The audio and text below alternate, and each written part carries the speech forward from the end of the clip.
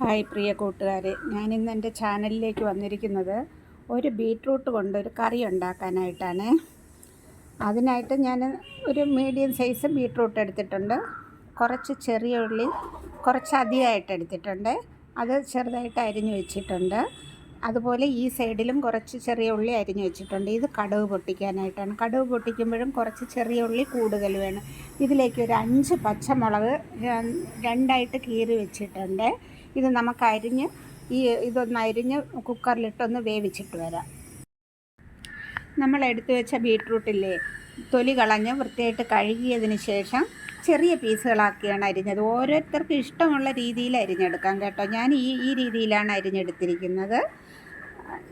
അതുപോലെ ചെറിയ ഉള്ളി രണ്ടായിട്ട് മുറിച്ചിട്ടാലും ഒരു കുഴപ്പമില്ല കേട്ടോ. നമ്മൾ കുക്കറിലിട്ട് വേവിക്കുന്നത് കൊണ്ട് പെട്ടെന്ന് വെന്ത് കിട്ടും. ഞാൻ ഇനി എല്ലാം കൂടി ഒന്ന് ഒരു ചെറിയ കുക്കറിലോട്ട് ആക്കി കൊടുക്കുന്നുണ്ട്.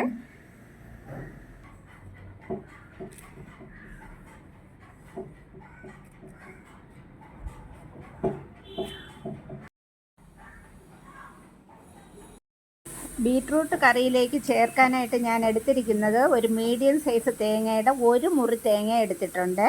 ഇതിൽ തേങ്ങ കുറച്ച് കൂടുതൽ ചേർത്ത കറിക്ക് നല്ല ടേസ്റ്റാണ്. അതുപോലെ കുറച്ച് നല്ല ജീരകവും കൂടെ ചേർത്തിട്ടുണ്ട്.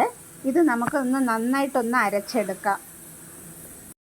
നമ്മുടെ കുക്കറിൽ വെച്ച് 3 വിസിൽ കേട്ട് കഴിഞ്ഞു. അത് ഞാൻ മറ്റൊരു പാത്രത്തിലോട്ട് മാറ്റിയിട്ടുണ്ട്. അത് ജസ്റ്റ് നമുക്കൊരു കട്ടി സ്പൂൺ വെച്ചിട്ടൊന്ന് ഉടയ്ക്കാമേ, ചെറുതായിട്ടൊന്ന് ഉടച്ചു വിട്ടേക്കാം. ഈ ഇട കൊണ്ട് എടുത്ത ആ തേങ്ങയും നല്ല ജീരകവും കൂടെ അരച്ച് ചേർത്തതാണ്. ഞാൻ ഇത്ര ഉടയ്ക്കുന്നുള്ളൂ. ഒരുപാടായിട്ടൊന്നും ഉടച്ച് കളയേണ്ട ആവശ്യമില്ല. ചെറുതായിട്ട് ഒരു ചെറിയ പീസൊക്കെ കിടന്നാലും നമുക്ക് ചോറിൽ ഒഴിച്ച് കഴിക്കുമ്പോഴേ ഒന്ന് ചെറുതായിട്ടൊന്ന് ചവച്ച് കഴിക്കാനൊക്കെ പറ്റും. അതുകൊണ്ട് ഞാൻ ഈ പരുവത്തിനാണ് എടുക്കുന്നത്. അതിലേക്ക് നമ്മൾ അരച്ച് വെച്ചേക്കുന്ന തേങ്ങ അരപ്പ് ചേർത്ത് കൊടുക്കാം.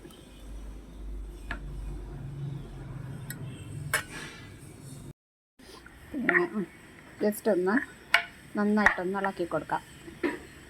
ഇതിന് നമുക്ക് അടുപ്പയിൽ വെച്ചിട്ട് ചെറിയൊരു തിള വരുന്നത് വരെ ഒന്ന് തിളപ്പിച്ചെടുക്കാം കേട്ടോ. ഇപ്പം തേങ്ങയുടെ പച്ച മണം മാറുന്നത് വരെയുള്ള ഒരു തിള വന്നാൽ മാത്രം മതി കേട്ടോ. നമ്മുടെ ബീട്രൂട്ട് കറിയിൽ തിള വന്നു കഴിഞ്ഞു കേട്ടോ. ഇത്രയ്ക്കൊന്ന് തിളച്ചാൽ മാത്രം മതി. ഇതിലേക്ക് അല്പം ഉപ്പ് കുറവായിരുന്നു, ഞാൻ അല്പം ഉപ്പ് ചേർത്തിട്ടുണ്ട്. ഇനി ഇതിലെ തീയൊന്ന് ഓഫ് ചെയ്ത് വെച്ചേക്കാം. ഇനി നമുക്കിത് കടുക് വറുത്ത് ഇതിലോട്ട് ചേർക്കാം. കടുക് വറുക്കാൻ ഞാൻ എടുത്തിരിക്കുന്നത് വെളിച്ചെണ്ണയാണ്. കുറച്ച് മതി, കുറച്ച് വെളിച്ചെണ്ണ എടുത്തിട്ടുണ്ട്. ഞാൻ വെളിച്ചെണ്ണയിലാണ് കടുക് വറുത്തൊഴിക്കുന്നത്. വെളിച്ചെണ്ണ വീട്ടിൽ ആട്ടിയത് കൊണ്ടാണ് വെളിച്ചെണ്ണ എടുത്തത്. വെളിച്ചെണ്ണയിൽ ചേർക്കുമ്പോൾ നല്ലൊരു ടേസ്റ്റ് ആയിരിക്കും. നമ്മുടെ ഉള്ളി ഇതിലേക്ക് കടുക് വറുക്കുന്നതിന് നമ്മൾ കുറച്ച് ചെറിയ ഉള്ളി കൂടുതലായിട്ട് എടുക്കുക. അതാണ് ഇതിൻ്റെ ഒരു പ്രത്യേക ടേസ്റ്റ് എന്ന് പറയുന്നത്. ഈ ബീട്രൂട്ട് ഇങ്ങനെ കറി വയ്ക്കുമ്പോൾ ചെറിയ ഉള്ളി അല്പം കൂടുതൽ ചിലവാകും കേട്ടോ. ഉള്ളി ഒരുപാട് കരിയാൻ കൊടുക്കണ്ട. ഈ പരുവത്തിന് വേണം എടുക്കേണ്ടത്. കുറച്ച് കരിവേപ്പിലയും കൂടെ ഇട്ടൊന്ന് ജസ്റ്റ് ഒന്ന് ചൂടായിട്ട് ഇതായിട്ടുണ്ട്. നമുക്ക് തീ ഓഫ് ചെയ്യാം. നമ്മളാക്കി വെച്ചേക്കുന്ന ബീട്രൂട്ട് കറിയിലോട്ട് ഇത് പകർന്നൊഴിച്ച് കൊടുക്കാം.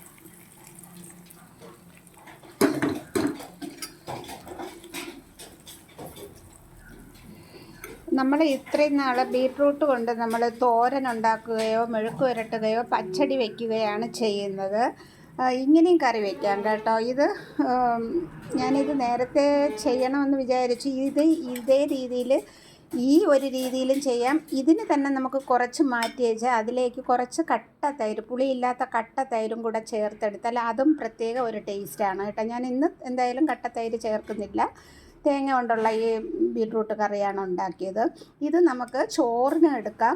ചോറിന് ഒഴിക്കാനായിട്ടാണെങ്കിൽ നമ്മളിതിൽ തിളച്ച കുറച്ച് വെള്ളം കൂടെ ഒഴിച്ചിട്ട് വേണം ഒഴിക്കേണ്ടത്. ഇത് ഞാനൊരു തൊട്ടുകൂട്ടാൻ എന്നുള്ള രീതിയിലാണ്, ഒരു കറിയായിട്ടാണ് ആക്കിയെടുത്തിരിക്കുന്നത്.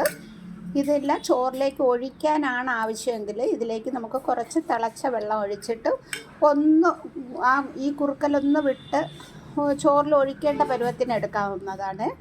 അതുപോലെ ഇത് കുറച്ച് മാറ്റി വെച്ച് അതിൽ കുറച്ച് കട്ട തൈര് ചേർത്ത് അത് മറ്റൊരു പച്ചടി പോലെ മറ്റൊരു കറിയാകും കേട്ടോ. എൻ്റെ ചാനൽ ഇഷ്ടപ്പെട്ടാൽ ലൈക്ക് ചെയ്യാനും സബ്സ്ക്രൈബ് ചെയ്യാനും ഷെയർ ചെയ്യാനും മറക്കരുതേ. അഭിപ്രായങ്ങൾ എഴുതി അറിയിക്കണം കേട്ടോ.